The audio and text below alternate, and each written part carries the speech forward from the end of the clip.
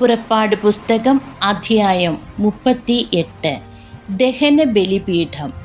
Bezalel കരിവേലത്തടി കൊണ്ട് ദഹന ബലിപീഠം നിർമ്മിച്ചു. അത് 5 മുഴം നീളവും വീതിയുമുള്ള സമചതുരമായിരുന്നു. അതിൻ്റെ ഉയരം 3 മുഴവും. അതിൻ്റെ 4 മൂലകളിലും അതിനോട് ഒന്നായി ചേർത്ത് 4 കൊമ്പുകൾ നിർമ്മിച്ച് ഓടുകൊണ്ട് പൊതിഞ്ഞു. ബലിപീഠത്തിൻ്റെ ഉപകരണങ്ങളെല്ലാം പാത്രങ്ങൾ, കോരികകൾ, താലങ്ങൾ, മുൾക്കരണ്ടികൾ, അഗ്നികലശങ്ങൾ എന്നിവ ഓടുകൊണ്ട് നിർമ്മിച്ചു.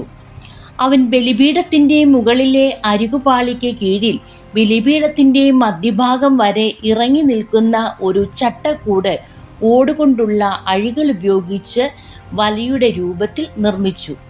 തണ്ടുകൾ കടത്തുന്നതിന് ഓടുകൊണ്ടുള്ള ചട്ടക്കൂടിൻ്റെ 4 മൂലകളിൽ 4 വളയങ്ങൾ ഘടിപ്പിച്ചു.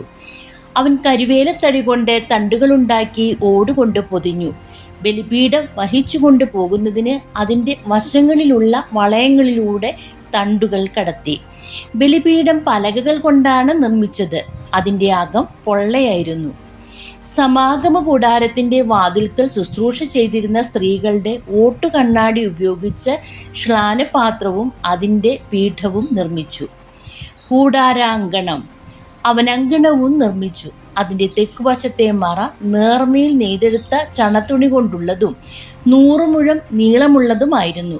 അതിന് 20 തൂണുകളും അവയ്ക്ക് ഓടുകൊണ്ടുള്ള 20 പാദകുടങ്ങളും ഉണ്ടായിരുന്നു.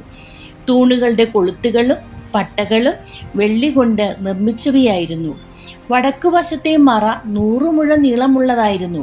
അതിന് 20 തൂണുകളും അവയ്ക്ക് ഓടുകൊണ്ടുള്ള 20 പാദകുടങ്ങളും ഉണ്ടായിരുന്നു. തൂണുകളുടെ കൊളുത്തുകളും പട്ടകളും വെള്ളി കൊണ്ടുള്ളവയായിരുന്നു. പടിഞ്ഞാറ് വശത്തെ മറയ്ക്ക് 50 മുഴം നീളമുണ്ടായിരുന്നു. അതിന് 10 തൂണുകളും അവയ്ക്ക് 10 പാദകുടങ്ങളും ഉണ്ടായിരുന്നു. തൂണുകളുടെ കൊളുത്തുകളും പട്ടകളും വെള്ളി കൊണ്ടുള്ളവയായിരുന്നു. കിഴക്ക് വശത്ത് 50 മുഴം. അങ്കണ കവാടത്തിൻ്റെ ഒരു വശത്തെ മറകൾക്ക് 15 മുഴം നീളമുണ്ടായിരുന്നു. അവയ്ക്ക് 3 തൂണുകളും തൂണുകൾക്ക് 3 പാദകുടങ്ങളും ഉണ്ടായിരുന്നു. അങ്കണ കവാടത്തിൻ്റെ മറുവശത്തും അപ്രകാരം തന്നെ 15 മുഴം നീളത്തിൽ മറയും അവയ്ക്ക് 3 തൂണുകളും തൂണുകൾക്ക് 3 പാദകുടങ്ങളും ഉണ്ടായിരുന്നു.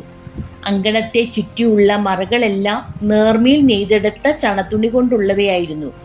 തൂണുകളുടെ പാദകുടങ്ങൾ ഓടുകൊണ്ട് അവയുടെ കൊളുത്തുകളും ചട്ടങ്ങളും വെള്ളി കൊണ്ടും ഉള്ളതായിരുന്നു. അവയുടെ ശീർഷങ്ങൾ വെള്ളി കൊണ്ട് പൊതിഞ്ഞിരുന്നു. അങ്കണ തൂണുകൾക്കെല്ലാം വെള്ളി കൊണ്ടുള്ള പട്ടകളുണ്ടായിരുന്നു. അങ്കണവാതിലിൻ്റെ യവനിക നീലം, ധൂമ്രം, കടും ചുമപ്പ് എന്നീ വർണ്ണങ്ങളിലുള്ള നൂലുകളും നേർമയിൽ നെയ്തെടുത്ത ചണത്തുണിയും ഉപയോഗിച്ചുള്ള ചിത്രത്തുന്നൽ കൊണ്ട് അലങ്കൃതമായിരുന്നു.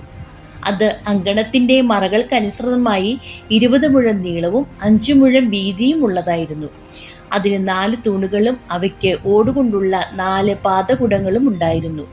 തൂണുകൾക്ക് വെള്ളി കൊണ്ടുള്ള കൊളുത്തുകളും വെള്ളി പൊതിഞ്ഞ ശീർഷങ്ങളും വെള്ളിപ്പട്ടകളും ഉണ്ടായിരുന്നു. കൂടാരത്തിൻ്റെ ചുറ്റുമുള്ള അങ്കണത്തിൻ്റെയും കുറ്റികളെല്ലാം ഓടുകൊണ്ടുള്ളവയായിരുന്നു.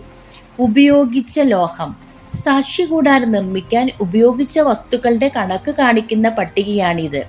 മോശയുടെ കൽപ്പനയനുസരിച്ച് പുരോഹിതനായ അഹറോന്റെ പുത്രൻ ഇത്താമറിന്റെ നേതൃത്വത്തിൽ ലേവ്യരാണ് ഇത് തയ്യാറാക്കിയത്. യൂദാ ഗോത്രത്തിൽപ്പെട്ട ഹൂറിന്റെ പുത്രൻ ഊറിയുടെ മകനായ ബസാലേൽ കർത്താവ് മോശയോട് കൽപ്പിച്ചവയെല്ലാം നിർമ്മിച്ചു. ദാൻ ഗോത്രത്തിൽപ്പെട്ട അഹീസാമാക്കിന്റെ പുത്രൻ ഒഹോലിയാബ് അവന് സഹായത്തിനുണ്ടായിരുന്നു. ഒഹോലിയാബ് കൊത്തുപണിക്കാരനും ശില്പവിദഗ്ധനും. നീലം, ധൂമ്രം, കടും ചുമപ്പ് എന്നീ വർണ്ണങ്ങളിലുള്ള നൂലുകളും നേർമയിൽ നെയ്തെടുത്ത ചണത്തുണി ഉപയോഗിച്ച് ചിത്രത്തുന്നൽ നടത്തുന്നവനുമായിരുന്നു. വിശുദ്ധ കൂടാരത്തിൻ്റെ എല്ലാ പണികൾക്കുമായി ചെലവാക്കിയ കാണിക്ക സ്വർണം വിശുദ്ധ മന്ദിരത്തിലെ തോതനുസരിച്ച് ആകെ 29 താലന്തും 730 ഷെക്കലുമാകുന്നു. ജനസംഖ്യാ കണക്കിൽ ഉൾപ്പെട്ടവരിൽ നിന്ന് ലഭിച്ച വെള്ളി വിശുദ്ധ മന്ദിരത്തിലെ തോതനുസരിച്ച് 100 താലന്തും 1775 ഷെക്കലുമാകുന്നു. ജനസംഖ്യാ കണക്കിൽ ഉൾപ്പെട്ടവരിൽ 20 വയസ്സും അതിനു മേലും പ്രായമുള്ളവർ ആളൊന്നിന് 1 ബെക്ക വിശുദ്ധ മന്ദിരത്തിലെ തോതനുസരിച്ച് 1/2 ഷെക്കൽ കൊടുക്കേണ്ടിയിരുന്നു. അവരുടെ സംഖ്യ 6,35,550 വിശുദ്ധ കൂടാരത്തിനും തിരശ്ശീലയ്ക്കും വേണ്ടി പാദകൂടങ്ങൾ വാർക്കുന്നതിന് പാദകുടം ഒന്നിന് 1 താലന്ത് വീതം 100 താലന്ത് വെള്ളി ഉപയോഗിച്ചു. 1775 ഷെക്കൽ വെള്ളി കൊണ്ട് തൂണുകളുടെ കൊളുത്തുകളും പട്ടകളും ഉണ്ടാക്കുകയും ശീർഷങ്ങൾ പൊതിയുകയും ചെയ്തു. കാണിക്കയായി ലഭിച്ച ഓട് 70 താലന്തും 2400 ഷെക്കലുമാണ്. അവൻ അതുപയോഗിച്ച് സമാഗമ കൂടാരത്തിന്റെ വാതിലിന് പാദകുടങ്ങളും ഓടുകൊണ്ടുള്ള ബലിപീഠവും അതിന്റെ അഴിക്കൂടും ബലിപീഠത്തിലെ ഉപകരണങ്ങളും കൂടാര അങ്കണത്തിന് ചുറ്റുമുള്ള പാദകുടങ്ങളും അങ്കണ കവാടത്തിന്റെ പാദകുടങ്ങളും കൂടാരത്തിന്റെയും ചുറ്റുമുള്ള അങ്കണത്തിന്റെയും കുറ്റികളും നിർമ്മിച്ചു. ദൈവമേ, സ്തുതി അങ്ങേക്ക് യോഗ്യമാകുന്നു.